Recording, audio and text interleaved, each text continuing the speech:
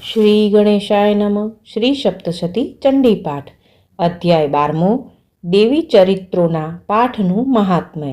અથ ધ્યાનમ.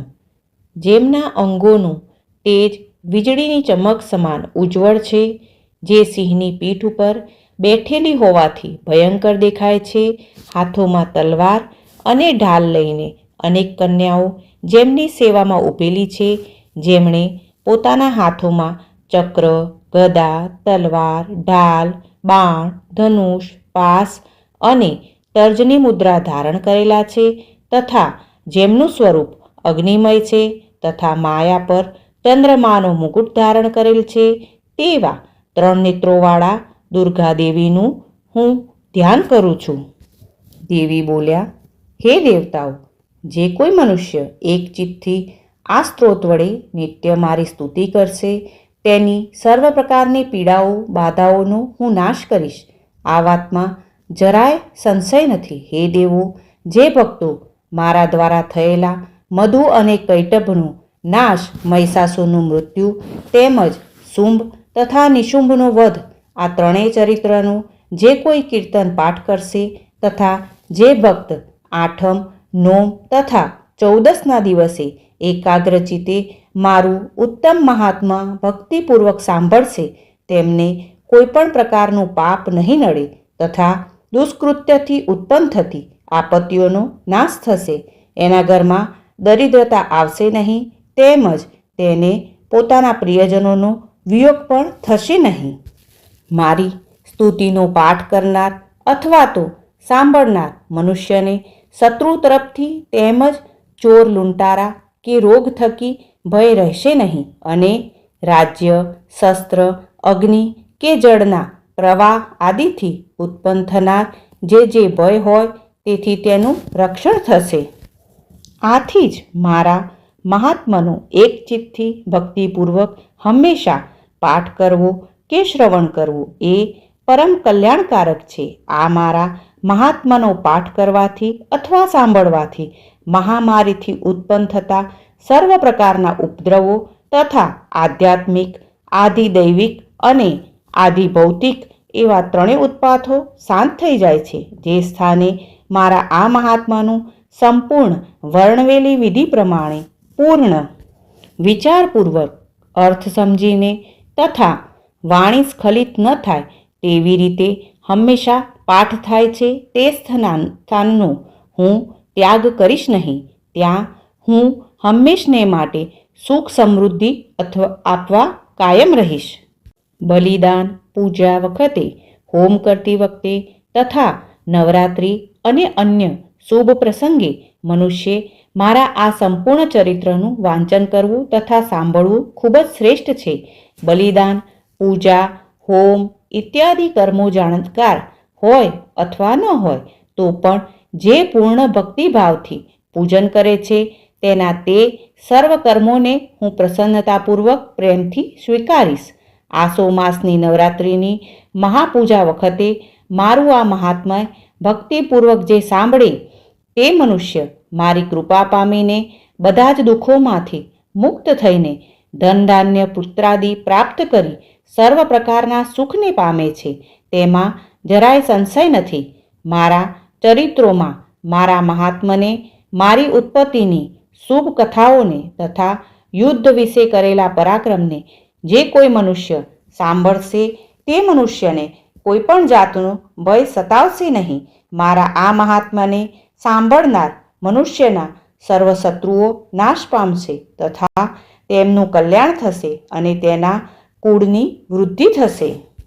ઉપદ્રવ નિવારણ માટે તથા શાંતિ કર્મ પ્રસંગે તથા ખરાબ સ્વપ્નના દોષ અને મહાઉગ્ર ગ્રહ પીડાઓ તથા તેમના નિવારણ માટે મારું આ મહાત્મય ભક્તિ સાથે શ્રવણ કરવું. આથી સ્વર્ગ ઉપદ્રવો શાંતિ આપે છે, તથા ભયાનક ગ્રહોની પીડાઓનો નાશ થાય છે.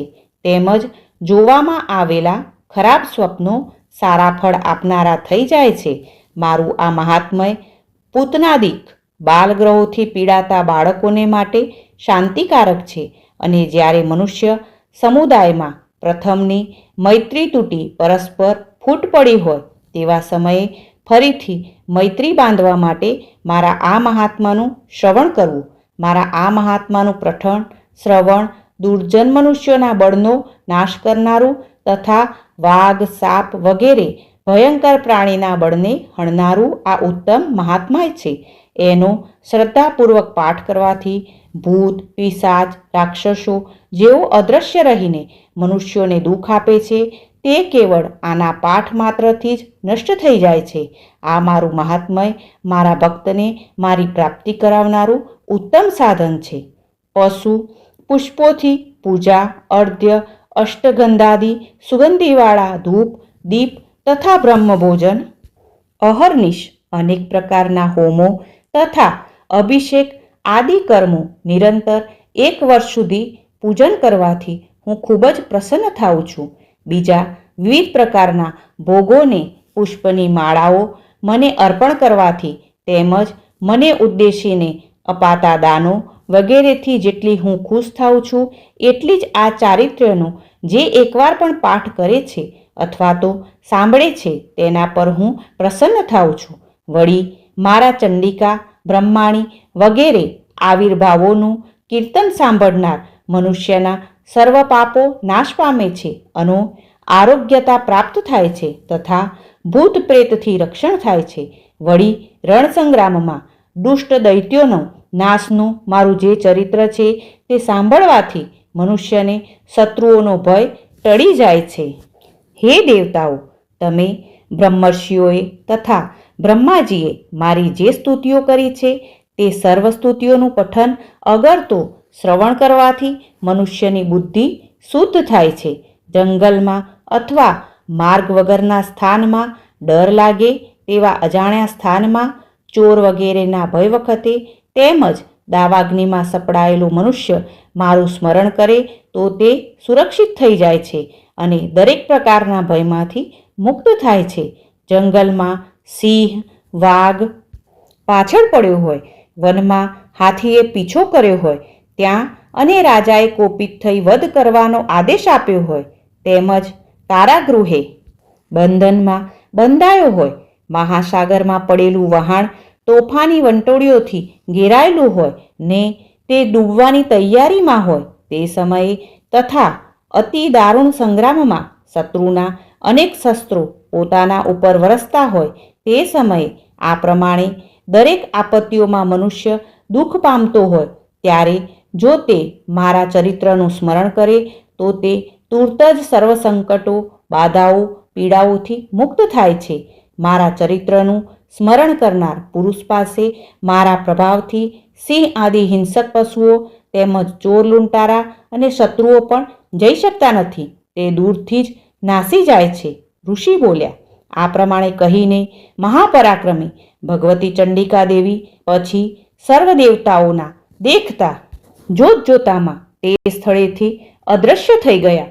પોતાના સર્વ શત્રુઓનો દેવીએ નાશ કર્યો હોવાથી નિર્ભય થયેલા સર્વ દેવતાઓ પોતપોતાના પ્રથમ પ્રમાણેના સ્થાને ગયા અને પહેલાંની જેમ પોતાનો યજ્ઞ ભાગ ગ્રહણ કરી પહેલાંની જેમ અધિકારો ભોગવવા લાગ્યા. જગતનો નાશ કરનાર મહાપરાક્રમી મહાશક્તિશાળી ઉગ્ર સ્વરૂપવાળો શુંભ અને અત્યંત બળવાન નિશુંભ આ બંને દેવશત્રુઓને દેવીએ યુદ્ધમાં હણી નાખ્યા. તેથી પરાજિત થયેલા અસુરો પાતાળમાં જતા રહ્યા.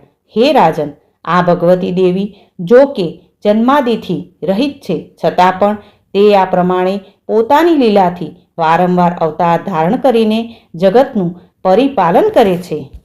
આ જ જગદંબા સકલ વિશ્વને મોહિત કરે છે, તે જ સંસારની સૃષ્ટિ કરે છે તથા એ દેવીની જો નિષ્કામ ભાવથી ભક્તિપૂર્વક પ્રાર્થના કરવામાં આવે તો પ્રસન્ન થઈને મોક્ષ વિષયક તત્વજ્ઞાન તથા સંપૂર્ણ ઐશ્વર્ય આપે છે.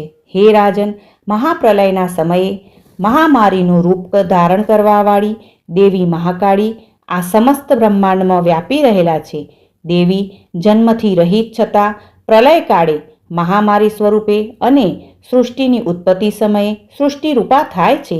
તે જ સનાતની દેવી સમય અનુસાર પ્રાણી માત્રનું રક્ષણ કરે છે. આ દેવી જ્યારે મનુષ્યો પર પ્રસન્ન થાય છે ત્યારે એના ઘરમાં લક્ષ્મી રૂપે ધન સંપત્તિ પ્રદાન કરે છે અને કોપાયમાન થાય છે ત્યારે દારિદ્ર આપનારી અલક્ષ્મી સ્વરૂપા બની તેનો નાશ કરે છે. આ દેવીની સ્તુતિ કરવાથી, ફૂલ, ધૂપ, દીપ અને ગંધાદી વડે પૂજન કરવાથી પ્રસન્ન થઈને ભક્તોને ધન, ધાન્ય, પુત્રો તથા શુભ ધાર્મિક બુદ્ધિ આપે છે અને છેવટે ઉત્તમ ગતિ પણ આપે છે. શ્રી માર્કંડેય પુરાણમાં સાવર્ણિક મન્વંતર કથાના દેવી મહાત્મ્યમાં ફળસ્તુતિ નામનો 12મો અધ્યાય. શ્રી ગણેશાય નમઃ. શ્રી સપ્તશતી ચંડી પાઠ. અધ્યાય 13મો. રાજા સુરથ અને વૈશ્યને દેવીનું વરદાન. અથ ધ્યાનમ.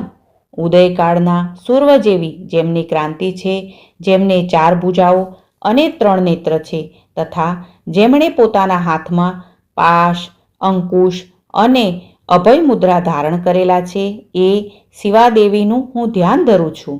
ઋષિ બોલ્યા, હે રાજન, આ પ્રમાણે મેં તમને દેવીનું અતિ ઉત્તમ મહાત્મય હતું તે કહી સંભળાવ્યું. આ જગતને ઉત્પન્ન કરવાવાળા ભગવતી જગદંબાનો આવો પ્રભાવ છે.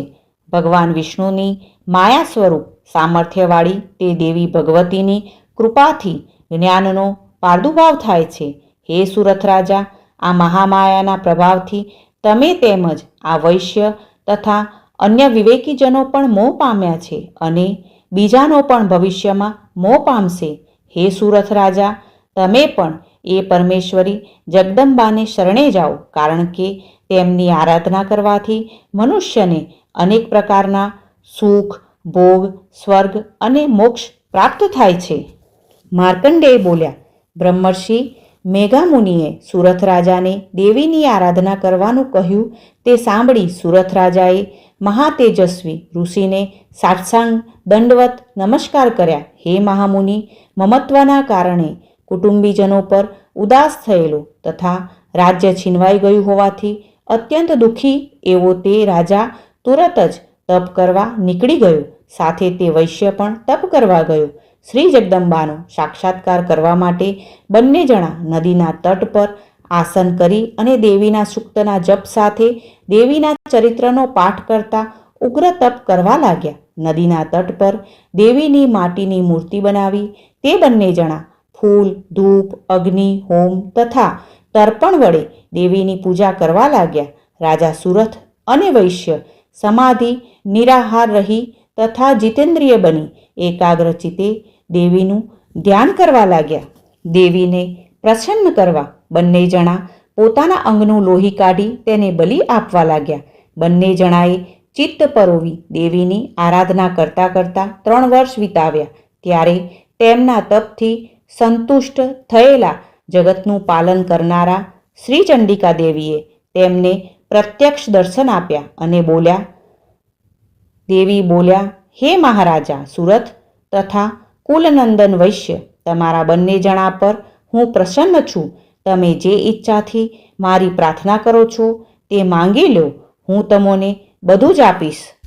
માર્કંડેય ઋષિ બોલ્યા, ત્યારે દેવી પાસે વરદાનમાં રાજાએ બીજા જન્મમાં કોઈ કાળે ભ્રષ્ટ ન થાય તેવું અચળ રાજ્ય માંગ્યું તથા હાલના જન્મમાં તુરત જ પોતાના શત્રુના બળનો નાશ કરી પોતાનું રાજ્ય પાછું મળે તેવું વરદાન માંગ્યું. જ્યારે સંસારી દુઃખોને લીધે વિરક્ત મનવાળા વૈશ્યે પોતાના મોક્ષને માટે સ્ત્રી, પુત્રાદિ તરફથી મમત્વની વિકારો દૂર કરવા માટે તત્વજ્ઞાનની માગણી કરી. દેવી બોલ્યા, હે રાજન, થોડા જ દિવસોમાં તારા શત્રુઓનો નાશ કરી તું તારા રાજ્યને પાછું મેળવી શકીશ. તારું રાજ્ય કાયમ રહેશે, જે કોઈથી પણ નાશ નહીં પામે. હે રાજા, તારા દેહના નાશ પછી સૂર્ય ભગવાનના અંશથી તારો જન્મ થશે અને તું પૃથ્વી પર સાવર્ણિક નામના મનુ સ્વરૂપે પ્રસિદ્ધ થઈશ. પછી વૈશ્ય તરફ જોઈ દેવી બોલ્યા, હે વૈશ્યમાં શ્રેષ્ઠ સમાધિ, તે મારી પાસેથી જે જ્ઞાન મેળવવાની ઈચ્છા કરી છે તે હું તને આપું છું. મારું તને વરદાન છે, તને મોક્ષ મળે તેવું ઉત્તમ જ્ઞાન પ્રાપ્ત થશે. શ્રી માર્કંડેયજી બોલ્યા, આ પ્રકારે તે બંનેની ઈચ્છા દેવીએ પૂર્ણ કરી અને તેમની ઈચ્છા પ્રમાણેના વરદાન આપ્યા. તેમણે ભક્તિપૂર્વક દેવીની સ્તુતિ કરી. તે પછી તે સ્થળેથી દેવી અદૃશ્ય થઈ ગયા. આમ ક્ષત્રિયોમાં શ્રેષ્ઠ એવો સુરથ રાજા દેવીના વરદાનથી સૂર્યથી જન્મ પામીને છાયાના પુત્રરૂપ પ્રથમ સાવર્ણિક નામનો મનુ થશે. સુરથ વૈશ્યને વરદાન પ્રાપ્તિ નામનો 13મો અધ્યાય.